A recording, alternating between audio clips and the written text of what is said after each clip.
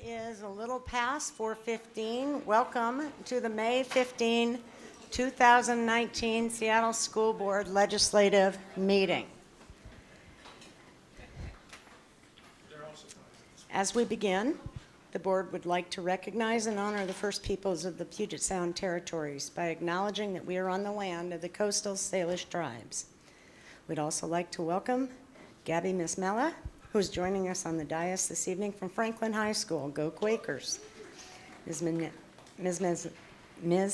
Mesmella will have a chance to give comments later in the evening.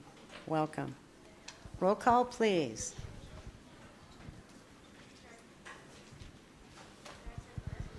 We are having some technical difficulties that we're working through. Please give us your patience. Thank Director you. Burke here.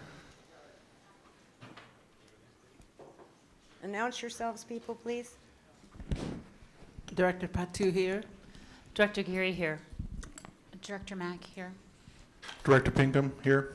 Director Harris here, and Director DeWolf had a conflict engagement this evening. If you choose to, please stand for the Pledge of Allegiance.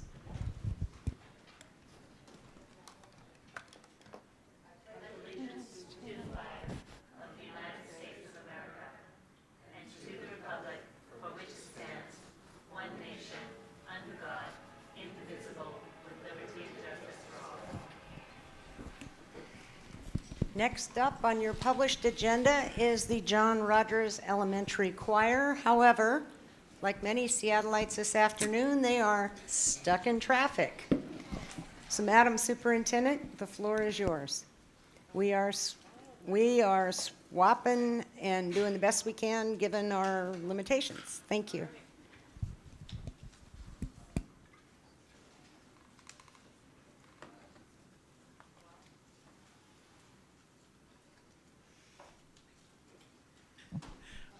I'm sorry I'm not the John Rogers Elementary choir. I cannot sing. But I am glad we're all here. I do have a few things, if I can find them. I just want to begin by thanking the curriculum and instruction leadership, particularly Mary Margaret and the science coaches, Dr. Kinoshita and Ms. Toner. They have shepherded a 100-plus hour process over the last year to bring these science adoption recommendations to the board today for introduction. This team of educators and community members has shown dedication to both the process outlined by in board policy, as well as ensuring our students receive a world-class, rigorous science education that is aligned to the new science standards. I realize this work has been difficult, and I'm humbled by their work and want to extend my gratitude to them. I know they've kept our students at the forefront of this ethically conducted process, and just want to thank them publicly for that.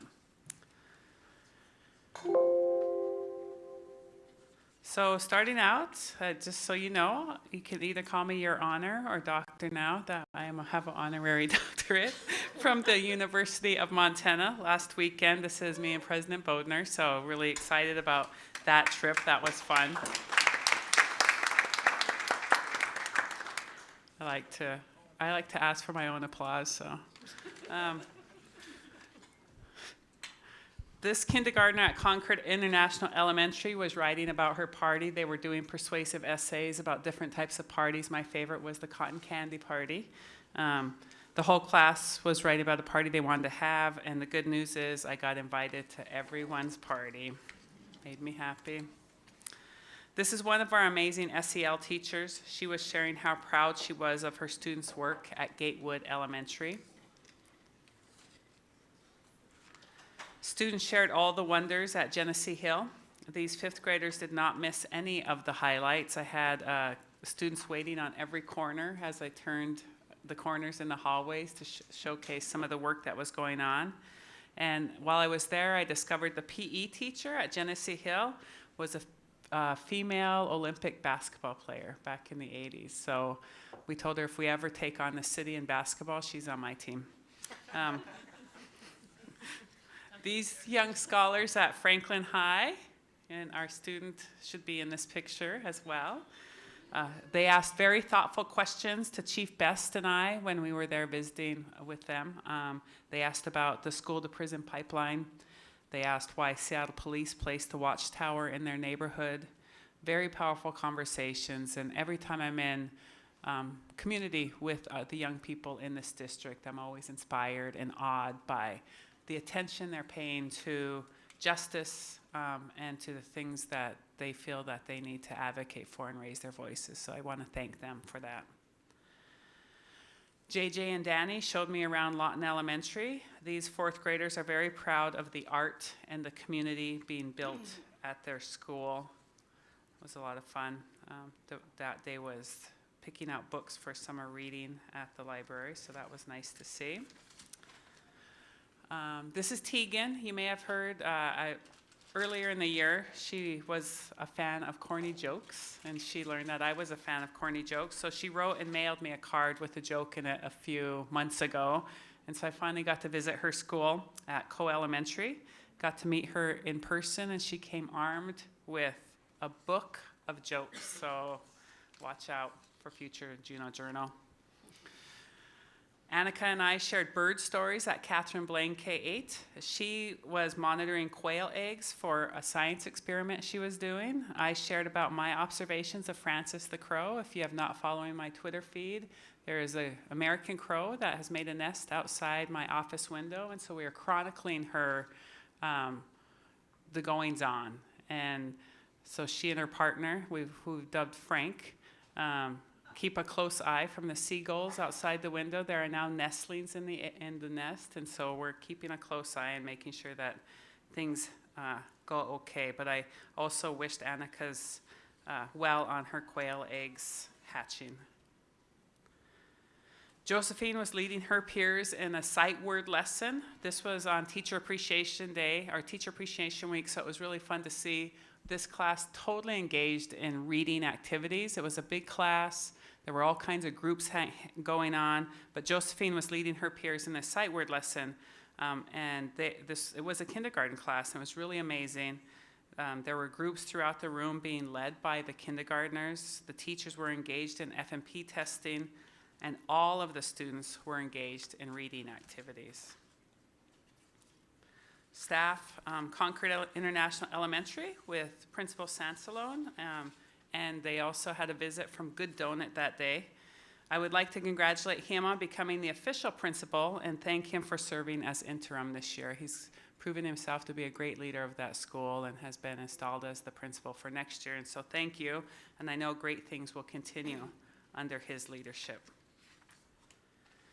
At Gatewood Elementary, Principal Hogg and AP Kaplan showed me around. Both are newish to the school, and they're creating a strong, data-driven, student-focused culture, and that is a top priority from them. It was very clear. The principal and school leadership at Genesee Hill are invested in legacies. While I was there, they had a student whose grandmother was the superintendent of Seattle Public Schools, and so of principal of that school, and so they were talking a lot about the legacies of Genesee Hill Elementary, their ancestors, and how they helped shape the community that they now go to school in. As part of Teacher Appreciation Week, the staff at Lawton enjoyed a delicious lunch provided by their PTSA. It looked and smelled so good. I thought we were invited, but it was just for a picture. Just saying. Principal Dino and I are posing in front of the Keith Haring-like art display that the fourth grade class did. Every fourth grader in their school, these are all over the school building. Every fourth grader is represented, and they're hung throughout the school, so it's pretty cool. Principal Turner and I are in front of the majestic Franz Coe Elementary, and if you have not seen this building, you should check it out. The front of it really does look like the Supreme Court with the pillars, and it's very cool, and she's really so appreciative of this great space and the use they're making of it. It's a very beautiful building. Principal Ladage and I discussed his family engagement work this year. He will say goodbye to about 150 students and families as they transition into the summer. And while he will miss these students, they will get to be the first group in the newly soon-to-be reopened Magnolia Elementary School.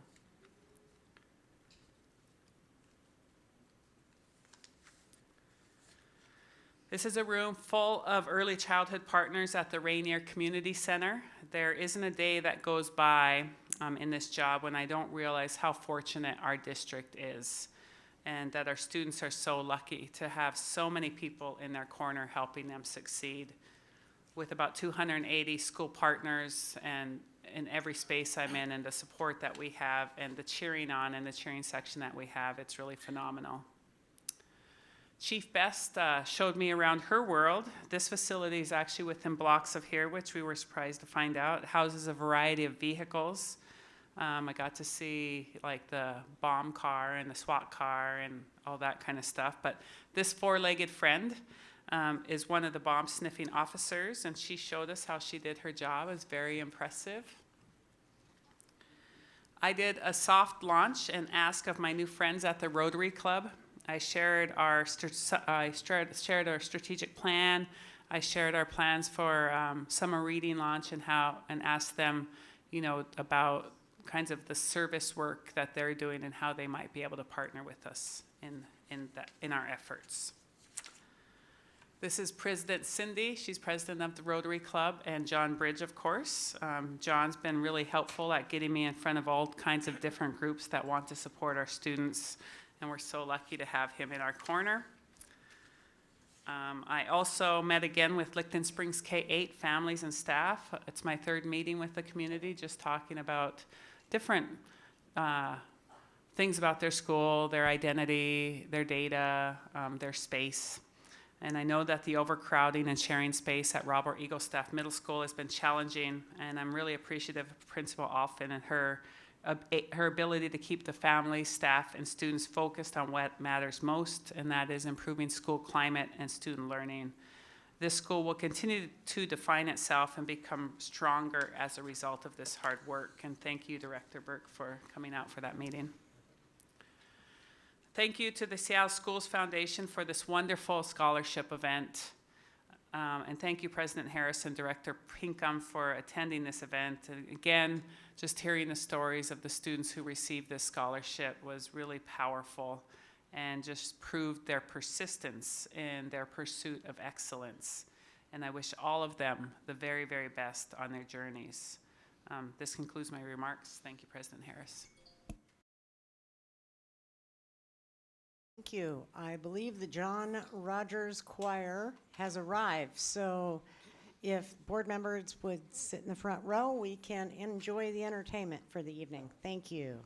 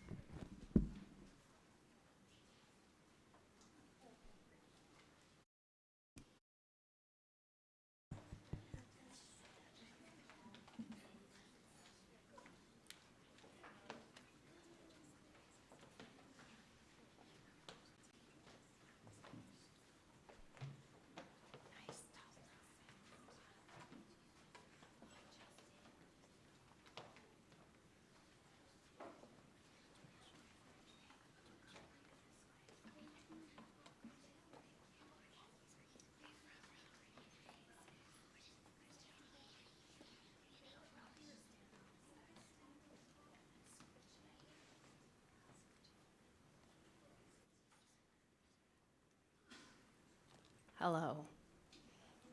Thank you for the opportunity to sing today. We really appreciate it. We're a little school from Northeast Seattle. We had to bus a long way to get here, and we're very thankful to be here.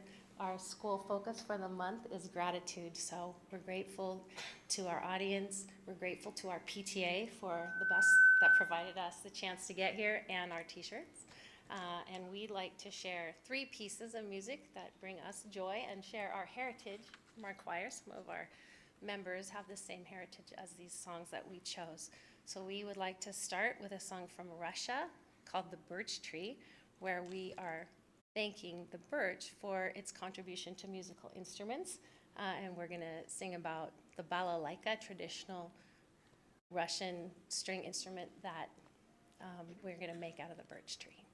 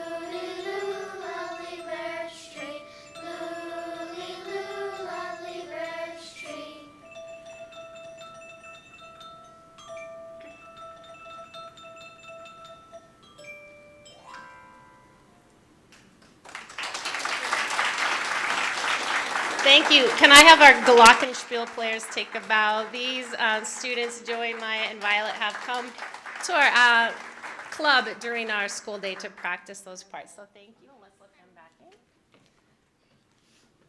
Let's see if I can. No, okay. Okay. So our next song is a folk song from Vietnam. It's called Qua Cao Gyo Bai, and we're singing it in Vietnamese, but the meaning of it is a young man who meets a woman, and he gives her some of his possessions, a coat and some other things, and then a ring. But when his parents ask where those possessions are disappearing, he keeps telling them that the wind on the bridge blew them away. So this translates to the wind on the bridge. And we have... oh, come.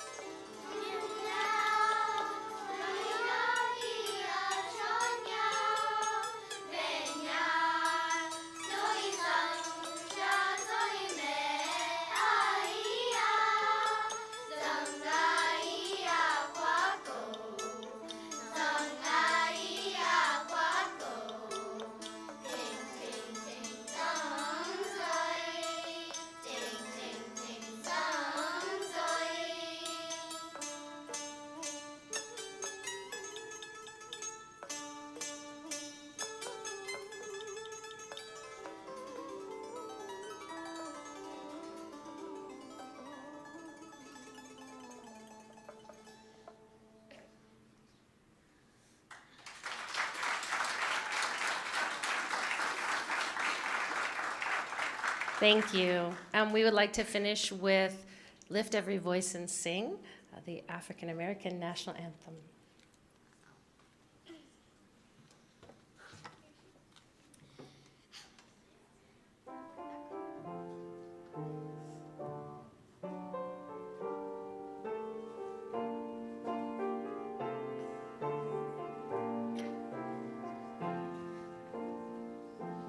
Lift every voice and sing till earth and heaven ring.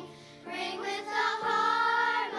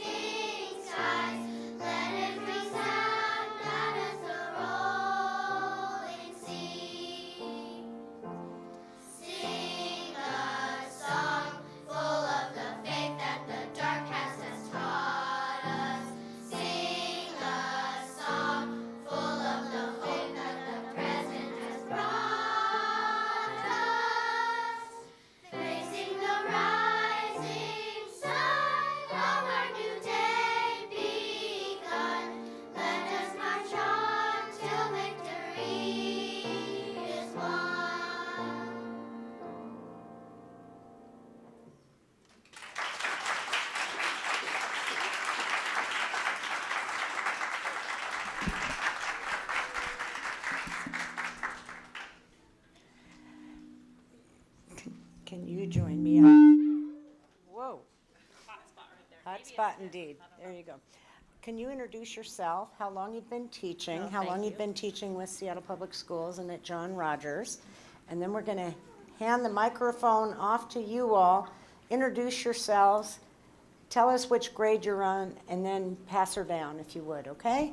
Thank you. Thank you. My name is Stephanie Trenier, and I've been at John Rogers for 9 years now, and in the Seattle School District for 9 years. So this has been my home school, and it's been a wonderful school. I'm very glad to be part of it. It's very supportive of the arts.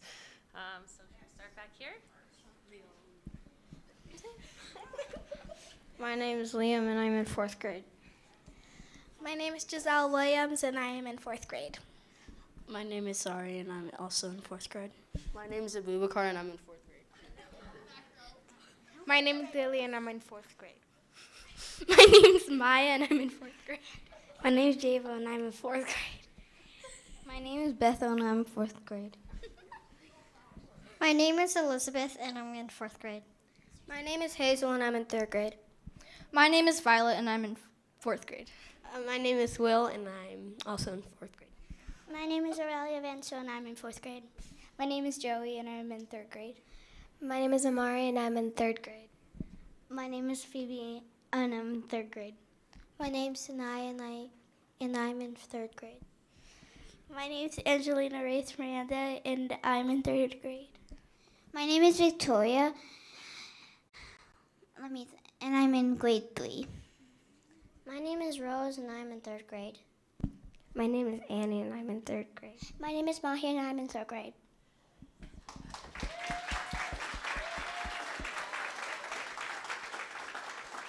Okay, you all need to wave to the camera, and then tomorrow, the camera is right up there, and tomorrow you send the YouTube link to grandparents, cousins, aunts, and uncles, because y'all should be very, very proud. Thanks again.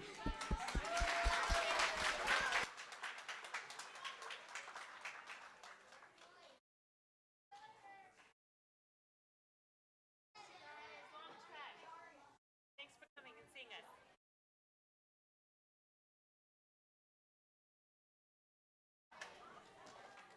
All right. Thank. Okay, great.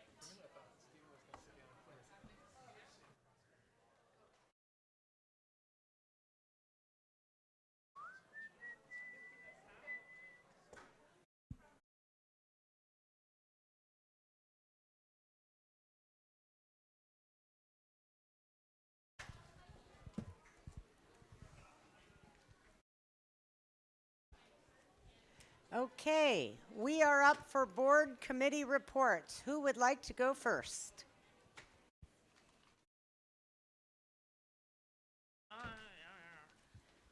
Director Geary, CNI, and Legislative, please. Okay. Thank you so much. Okay, on CNI, our next meeting will be May 21st, 2019 at 4:30.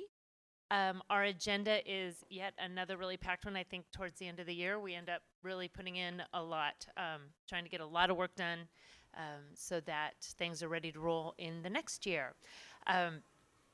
So for board action reports, we'll be approving students' rights and responsibilities, or considering moving to full board. Students' rights and responsibilities, Power School licenses, maintenance and support, the Career and Technical Education Annual Report, along with the CTE Tech Purchases request.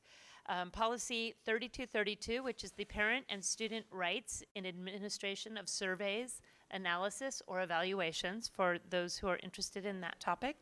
And then 2022 is one that I think will be of great interest to a lot of people, which is the electronic learning. It's teed up with a lot of discussion built into it, in that we did a lot of community engagement around electronic and learning and what it means to have electronic devices in our schools. And there was a lot of input and differing, no surprise, in this district. So if you're interested in that issue, please take a look at what's online and always feel free to provide us your feedback. What's that?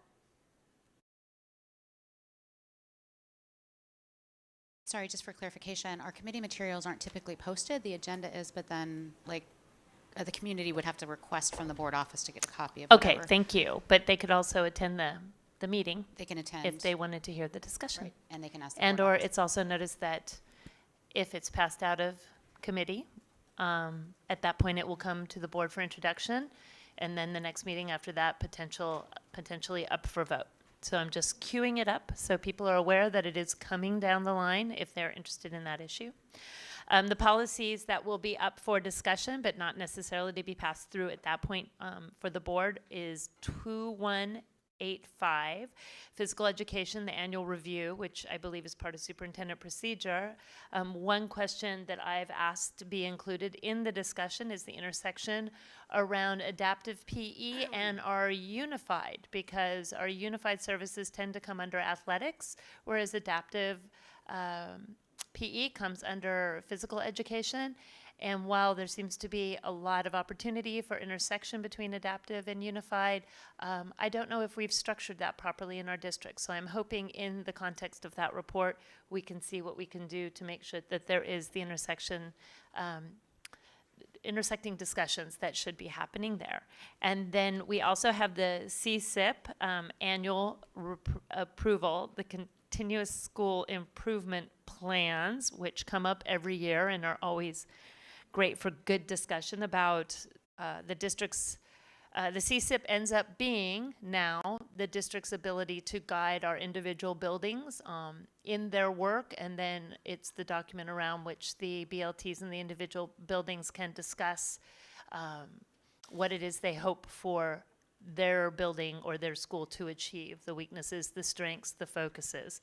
And it's an opportunity for the district to provide some guidance in that, which is, I think, a really helpful thing. We're going to continue to look at 2015, which is the curriculum adoption policy, which seems particularly relevant tonight because we're going to be doing a lot of discussion about adoption policy or curriculum adoption.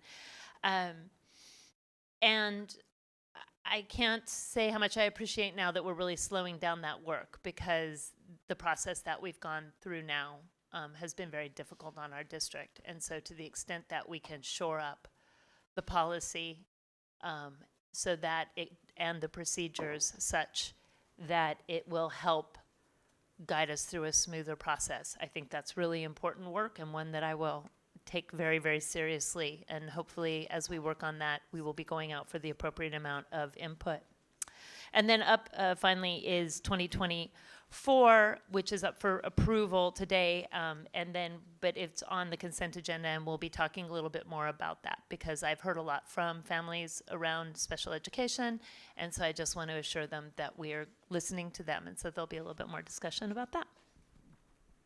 As for legislative, I'm going to defer. I know that there's been the passing of 1599, which now, because of the sweeping changes around alternative paths for graduation, we're going to have to be looking at a lot of our policies to see if there's going to be adjustments made. Even some that we're looking at tonight, we anticipate there will be adjustments. But that is all I have to report on that. Director Mack, do you want to add more on that? Yeah, just that the 1599, I think, is potentially is far-reaching. It will impact some of our policies. I mean, one of the things that happened is that the science exam is no longer required as a graduation requirement. So delinking that has happened, and so I look forward to fully understanding the ramifications. I think everyone is trying to understand how it's going to play out, and it will impact our graduation requirements and credits and so forth. So thanks for mentioning that. That's it. Thank you, Director Mack, Chair of Ops, and also Legislative Liaison. And we already did the legislative liaison. I don't have a family and ed FEP levy oversight update. We did that last time. Next meeting's in a couple weeks. Ops committee. I think the first thing that I actually want to say that I'm super excited about is we had our superintendent evaluation conversation yesterday, and on there is something related to doing analysis around capacity and enrollment, and I'm just super excited about that being a focus because it's something we've been talking about a lot, and we're working hard on, and I just want to say thank you for the continued focus on that. Recently, I'm sorry I'm not remembering the date, we held a session, the semi-annual capital projects update, as well as enrollment and capacity analysis related to one of our policies. That was a really good long work session. Those materials are posted. There's a lot of good data if you're interested in diving into the numbers of wait lists, building capacity, those sorts of things. Our meeting for ops is tomorrow, next door, 4:30, open. Agenda's posted, and as I mentioned earlier, you can access all the materials by calling the board office, and it's this big. So it's like 300 pages. It's big. And so we have a packed agenda, but maybe not as packed as CNI. We are talking always about the work plan, kind of making sure we're planning forward. We'll be talking about our milk contract, because every year we have to approve our milk contract. It's important. Summer food program, there's a number of building-related items on there. Webster, Daniel Bagley, Cascade Parent Partnership, a lot of buildings are getting updated. And we're going to do policy discussion around a number of policies, and these are going to come, they're not coming in the form of a bar that we're going to be moving really quickly. They're coming with kind of draft policy language so that we can have a robust conversation about those policies before we try to move them quickly forward. So one of them is policy 6900, which is facilities master planning. And super excited we have a draft because we're going to also be planning to maintain our 6901, which is levy planning, which previously incorporated a lot of facilities planning policy, but disentangling those two, I think will be really helpful. We're going to be talking about the district notification of juvenile offenders, which is 3143. It's a WASDA model policy, as well as 4500, another WASDA model, unmanned aircraft systems and model aircraft. There's some things we need to put into place around that. And surveillance cameras is 6610. For special attention items, we're going to be getting the annual report on policy 4260, which is facilities, activities, and rental rates, what's going on in all of our buildings that we're renting out, as well as an update around our facility joint use agreements with the city.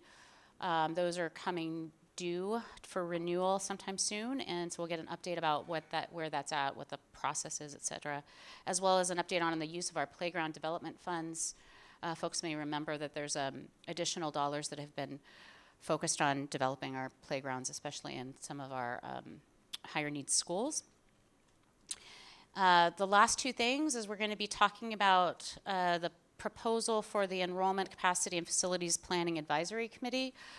And lastly, we just added this, so it's new, is having a quick update on the technology plan as it relates to what is the implementation plan around technology for the district related to the BEX levies going forward.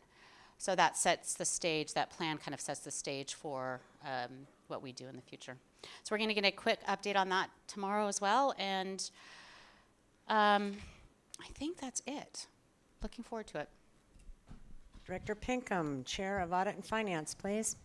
All right, Todd Skla, good evening. Our Audit and Finance next meeting's coming up this Monday, May 20th, 4:30, 6:30. Again, I encourage people, if you're interested, to please stop by and listen to the discussion that goes on with A&F. You know, most of the discussion we have there is about being in compliance, that we're making sure we're dotting all our I's and lowercase j's. Items up for discussion at this upcoming Audit and Finance. got 11 bars, and Clover Codd will be helping us with the meeting as our chief financial officer is taking a much needed vacation. So Clover, thank you for covering. And most of what's on the bar is related to SPED, but we do have some Head Start grant applications that come for discussion, sign language interpreter vendors, special designed instruction, which is a tutoring services and other education services. One bar that I found interesting is early support for infants and toddlers. I'm looking for more information on that as well as that comes up, because as we're looking at infants, boy, before we're K through 12, then pre-K for 12, where does now infants fit into the scope of our work? So it'd be interesting to see what that all entails. Continuing our work with the University of Washington EEU is on the item for a bar. The New England Center for Children, again, there's more SPED therapeutic day treatment, Seattle's Children's Hospital, private school, proportional share, that deals with how much money we do get for SPED and how much we also need to make sure that our private schools get their share as well. McGillivray PTA grant is going to be coming forward as a bar, and probably, I don't know, much needed. I don't know how old our replacement vehicles are. Time to start replacing some of the vehicles we have in our fleet, so that will be coming forward.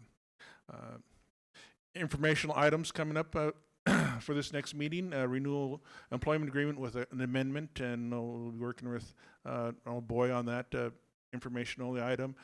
Got some contracts exceeding $250K. And starting the conversation on policy 5253, which is about maintaining staff and student boundaries. It's coming forward as an information only item, and we'll look forward to how that proceeds. Some grant inventory for us that, again, we'll think definitely with help with Director Geary, making sure that we're considering all grants that our schools are getting is now becoming a regular item on A&F. After that, shortly after our May 20th meeting, we'll have our quarterly audit A&F meeting on June 2nd. So watch out for that one as well. And then following those, our June and August meetings. And also just want to announce that I do continue to have my monthly meetings with Andrew Medina. The next meeting I'll have with him will be on Thursday. And that's more private meetings as we update, see how things are going within our district. And that's what I have for A&F. Katsiaya. Okay, on executive committee, we continue to work on board superintendent / staff communications. We're working through it. We're having rich, thoughtful conversations using examples of how would I, what would I have done differently, etc., and weaving that in. We have not had an official exec committee meeting since the last one that we reported on 2 weeks ago. The next one is a week from tomorrow, May 23rd, and we hope that our friends and valued colleagues at SEA will be joining us so that we can have lovely conversations that are not necessarily collective bargaining related, so that we can have thoughtful conversation, what's on their horizon, what's on ours, so we can tee those up. Y'all are welcome. It's a public meeting. Also wanted to say something about the lack of materials for the committee meeting agendas. Nobody up here or on staff is trying to be non-transparent, but as folks will recall, we are under a federal court consent order, probably one of the most stringent in the United States of America and other legislative bodies in terms of having all of our materials uploaded on the web have to be ADA compliant. Additionally, we have very narrow bandwidth in terms of staff and money to do that. However, the board staff that we do have is most helpful. If you call them up and ask them for the materials one by one, they will get them to you probably within a couple of hours, if not the same date. They're extraordinarily elegant about it, and A, I wish we had more money to do those interpretations and translations, and B, I wish we had more money that we could do more community outreach and more staff for the board, because quite frankly, we are running them into the ground. And with that, Gabby, you are up. Ms.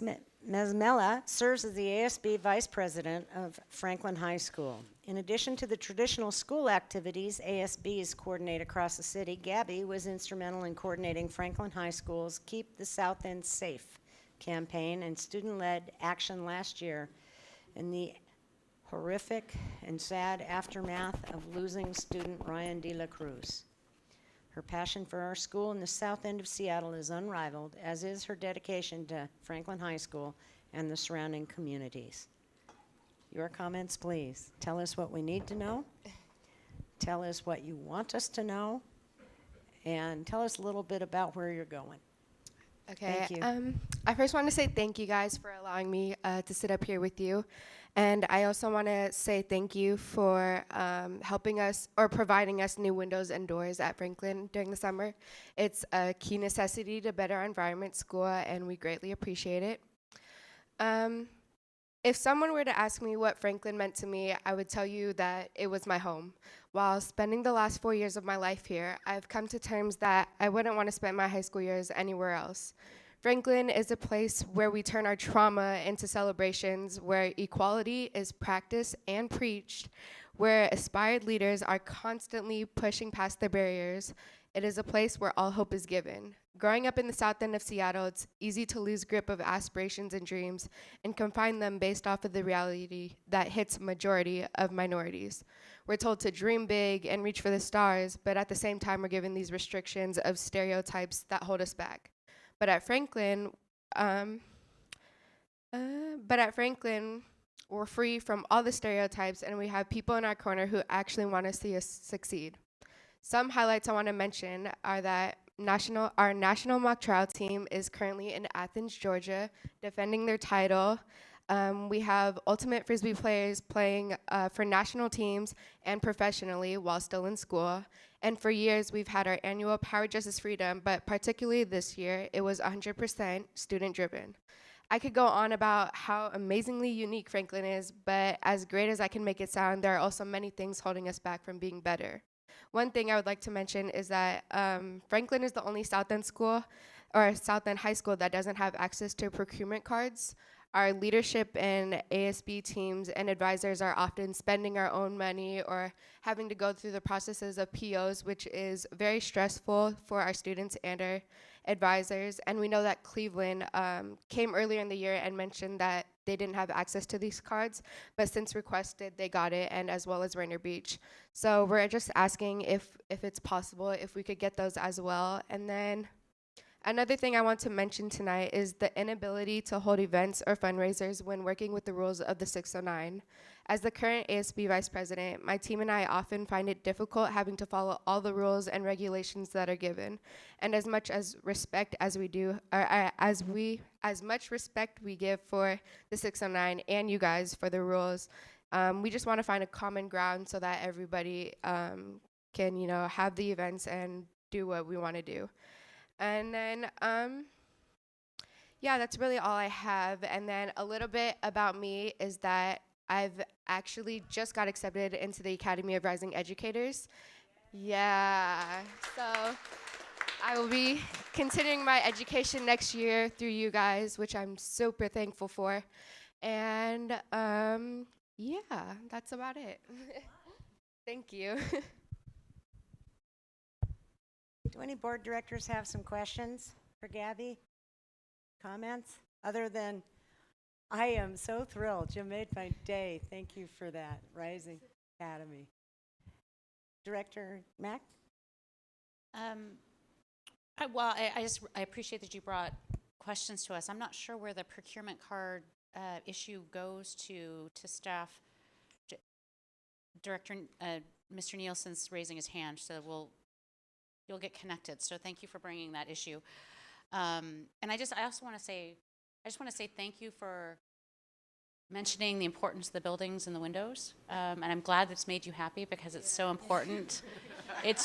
Being warm and dry and safe in your buildings is so important. And so thank you and congratulations. Director Burke, please. I also want to congratulate you and ask in as far as education, what is your passion? What age group or what focus area? I think my main priority going into this was kind of giving back to my community. It wasn't necessarily working with certain type of people or with a certain type of education area. It was kind of just me wanting to give back because I know how much everybody in the Franklin community has given for me or has done for me. So I just want to be able to add on to that.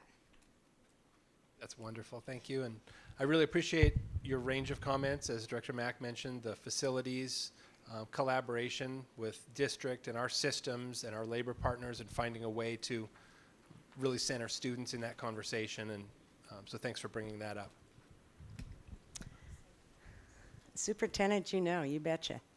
Thank you, and thank you for all your student advocacy and rising up and making sure that you're giving voice to the right values that your school holds, and for being a leader. You were in the circle with us, with Chief Best and I. You're doing the right things, and so I just want to thank you for raising your voice. I want to thank you for being a part of the Academy for Rising Educators and for being a strong Black woman in that movement and making sure that we are going to be really happy to welcome you back as an educator in this district. So thank you. It's a whole new definition of paying it forward. Thank you very much. Okay, we have come to the consent agenda. May I have a motion for the consent agenda, please?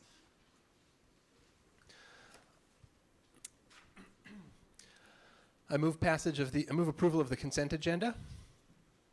I second the motion. Okay, so we've come to the consent agenda. It's been moved and seconded. Do directors have any items they would like to remove from the consent agenda? I have one, and that would be to correct and amend the minutes of the April 23rd, I believe, work session. Other directors have items they'd like to remove from the consent agenda. Director Geary. Amendment to Board Policy 2024, online learning. And that's what number on the Number consent? 5, excuse me. Thank you, ma'am. Any others that would like to be removed and addressed in action items? Yeah, Director Mack, please. I think the corresponding similar 2420, I think acknowledging the... Is that item number 6 on the consent agenda, ma'am? Yes. Yes. The fact that these Okay. numbers are so close, 2024 and 2420, it's really hard to keep track Okay, of. number but both of them. 5, number 6, and the minutes have been removed from the consent agenda. The consent agenda as amended, those in favor signify by saying aye. Aye. Aye. Those opposed? Consent agenda has been passed. We will move those 3 items to action items. Now we come to director reports. And I would ask my colleagues to save their comments for science adoption until we get to that introduction item. Who would like to give their board comments first? Don't all yell at once. Director Burke, then Director Geary. Thank you. So with your permission, on the science, I had some general comments that I did want to share, and then the specific ones, but I will try to be cognizant of time. So to begin, thanks everyone for coming, and it's been a busy month so far, and last month as well, for staff and board and community. A couple of things that have been in my recent history. I had the pleasure of doing a tour of the Fair Start Culinary Program. They're providing our students with a really amazing low barrier opportunities that integrate learning, building community. They operate a culinary, basically an entire system, preparation, serving, cash handling.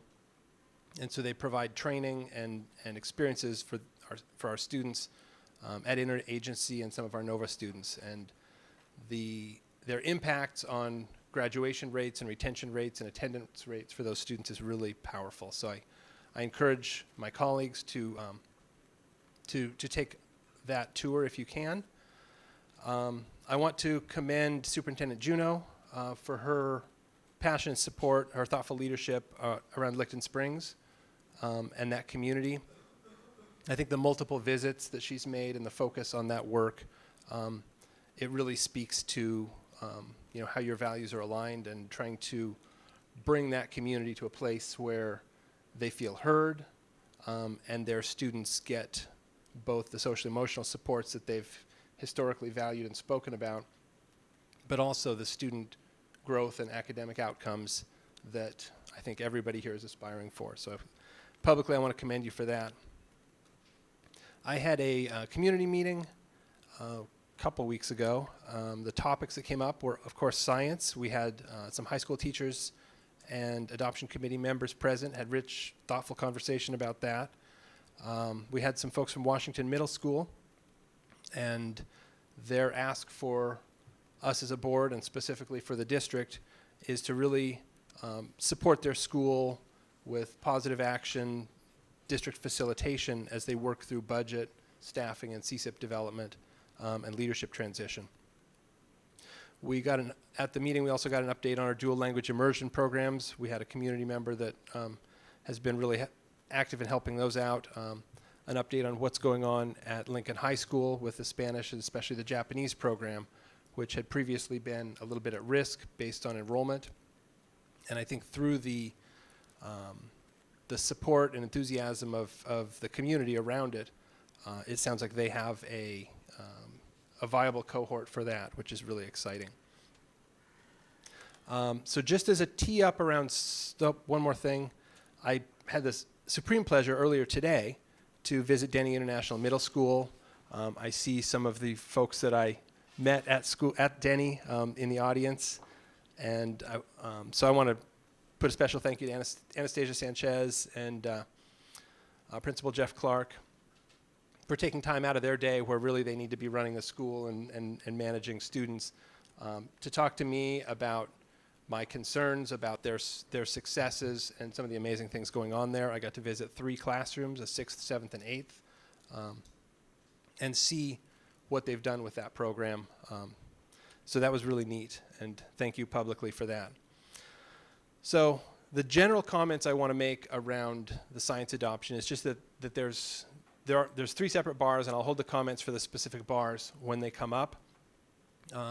But I feel like there's a lot of passion and some misinformation swirling around the history of the adoption process and the discussion among the community and the board.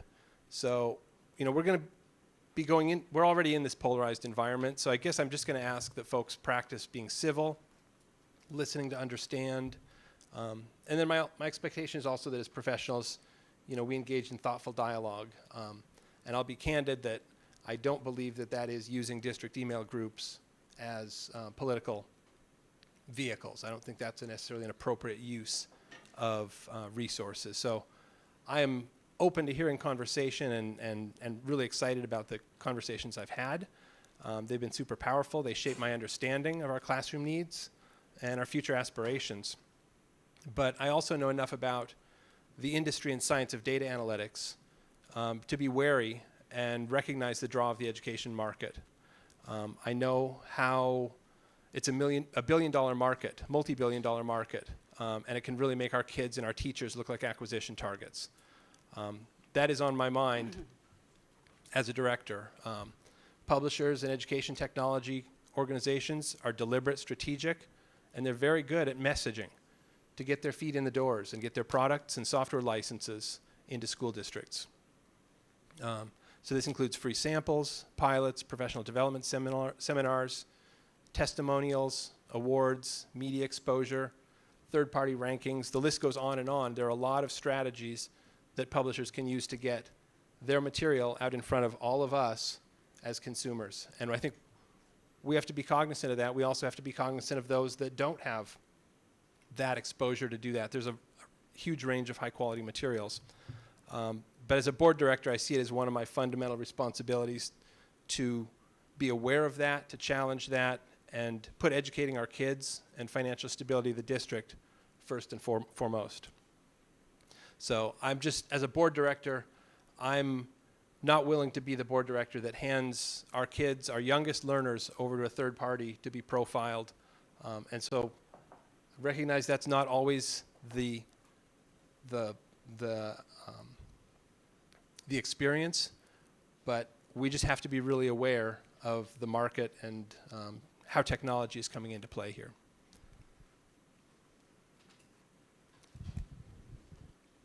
Thank you. Mr. Geary, next up.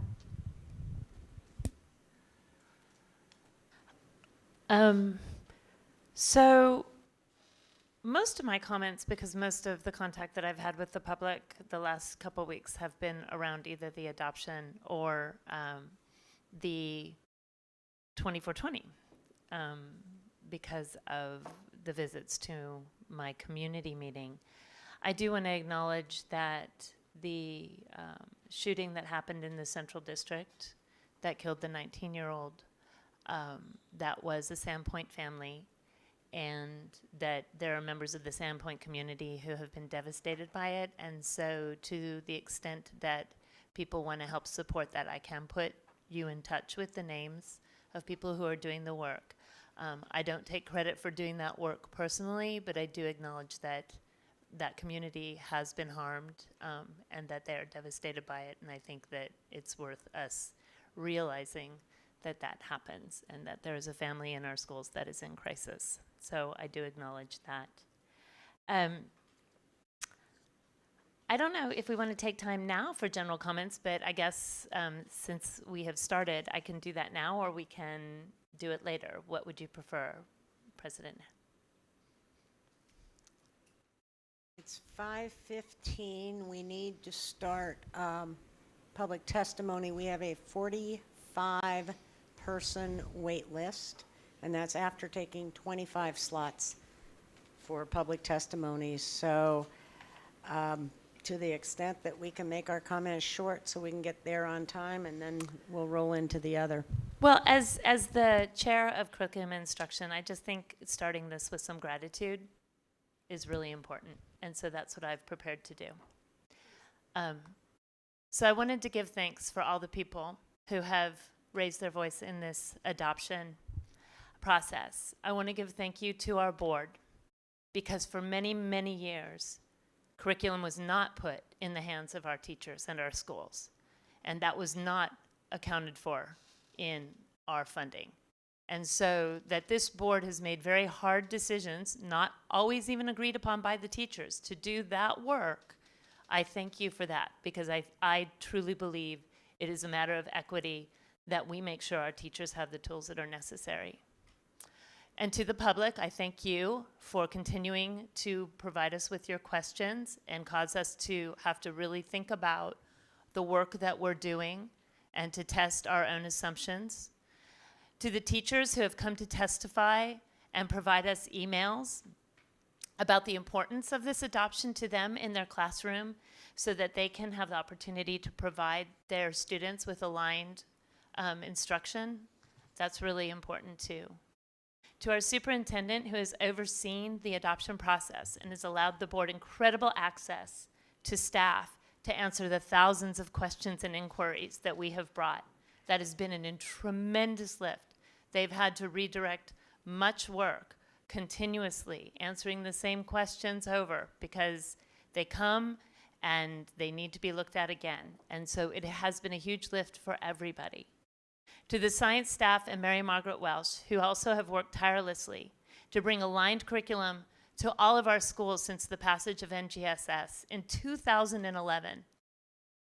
It has been that long that we have gone without aligned curriculum for our teachers.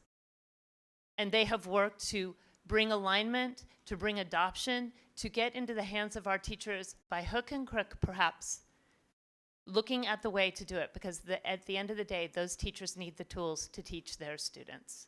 And especially in the classes and the schools that have the highest rotation in their schools of the teachers and have the least amount of the fiscal resources available from the parents to supplement. So thank you. Thank you for caring so much and understanding how important that is.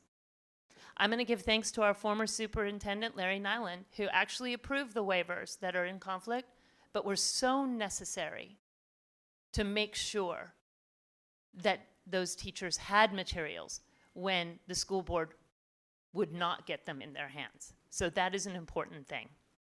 And even to the publishers who provide things for free when they find out that that is what is necessary because schools have nothing. So I'll give a thanks to that too. I am thankful we have private partners out there that are willing to donate in order to make sure that our most vulnerable students have aligned curriculum. I'm going to go out on a limb, call me crazy. I'm going to thank them too. And to our research and evaluation team, who did their absolute best to keep up with all of the public crunching of numbers and analysis, and to try to explain to us and the public what statistically reliable information we should be relying on in terms of looking at the outcomes being produced. And even telling us that sometimes we can't get there yet because we haven't had it long enough. But that's not a reason to keep delaying getting aligned curriculum. To our legal team, I thank you as well, because again, every time a conflict of interest or a policy violation or a legal violation was brought up, they would once again have to go through and analyze it to let us know that yes, indeed, our adoption committee had followed policy and that our district was on task and in compliance with the law. To our field testers who brought their professional teaching expertise to the adoption committee for their consideration, for taking the time, for disrupting what they do, for having to ignore some of the adaptations they've made to the curriculum and go back to the very raw data and do that work with our kids in order that we have a fair comparison. And to our adoption committee, I thank you, who took countless of hours to engage in a process that not only asked them to review science curriculum, but to center their work around the racial equity in accordance with Policy 0030. That lives at the heart of our district now, and it must be part of every single inquiry. That is what our policy requires. We must do that. And to all of our staff, everyone, and for the countless of hours they've spent for us to get to this moment where we actually have an opportunity to adopt aligned curriculum for our students. It has been such a dearth, and I will say it was that failure over all those years that allowed the waivers. So to the extent that anybody looks upon that suspiciously, I would say that that was a problem that the district created for itself. When you leave a gaping chasm, then somebody is going to fill it, and it must be filled if we're going to get our kids across it. So I have faith and I trust in what has been done by our adoption committee. And having worked on the strategic plan committee, I know that it's not a rubric necessarily. It is conversations. It is looking at things. It is listening to one another. It is considering all the factors that every single member of that committee brings to the conversation in making your vote as to what you think is going to be best. And having listened to you and having read many of the emails, I truly believe that you have centered your work around our students farthest from educational justice. So I thank you profoundly and deeply for that. So as we go forward, let's show respect for one another. Let's honor all the work that has been done, and truly know that I know the members of this board appreciate all the hard work that has gone into where we are right now. Okay, let's take a stretch break and be back here at 5:30 to start public testimony on time. Thank you.